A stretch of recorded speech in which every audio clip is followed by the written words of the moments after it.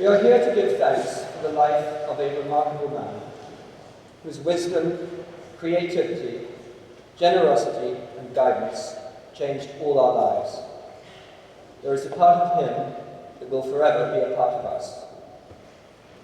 Father's outward manner was calm and thoughtful, but beneath the surface lurked a free spirit.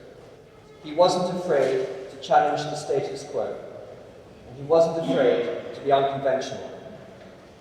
He was a company man, too individual to be corporate, a competitor who thought others should win too, an industrialist who believed that culture and commerce were not mutually exclusive, a businessman who didn't always count the cost. He judged people and circumstances as he found them. He was loyal, even when it wasn't comfortable or convenient. He did everything to the best of his ability, with style and courage. And he was, above all, a family man, a husband, father, and grandfather, so sensitive and subtle, he could love and indulge us all according to our own separate ways and interests, but love and indulge us equally. He wrote us long, warm, and witty letters. He never raised his voice. He had an extraordinary gift for subliminal guidance, but if we did disappoint him, he never lost faith in us. We are all a combination of so many influences and characteristics, genetic and self-taught. But Father would not have been the same person without the love and support and ideas of Mother, whom he wooed in part in his time as associate editor of the Daily Sketch through the careful rewriting of her horoscope in the newspaper.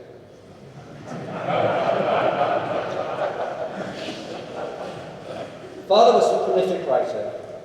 In addition to countless business speeches, briefings, and strategy documents, he wrote children's stories and nursery rhymes, poetry, maritime, motorsport, and ecclesiastical history, and biography. He was also a prolific reader, whose eclectic and extensive library, with shelves triple stacked, was filled with literature, history, exploration, curiosities, and surprises. An inscription in one book reads, "For Walter Hayes, a premature Christmas present from Evelyn Waugh, October 1961. Father used language to great effect.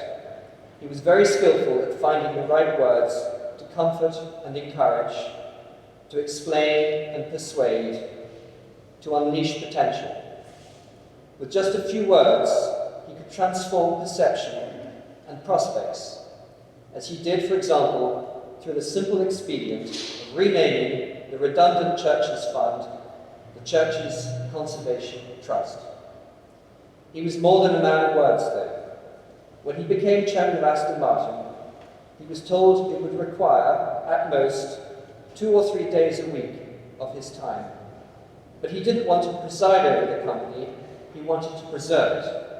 And he did. The DB7 that he devised, developed, and delivered has now outsold the DBs 4, 5, and 6 combined.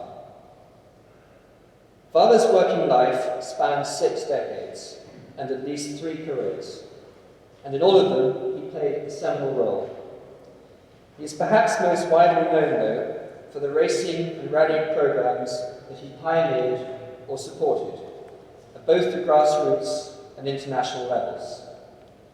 These programs had a lasting and significant effect far beyond the benefits to Ford and to the teams and competitors using the cars and engines he helped to create, as they played a significant role in developing England's preeminence in motorsport.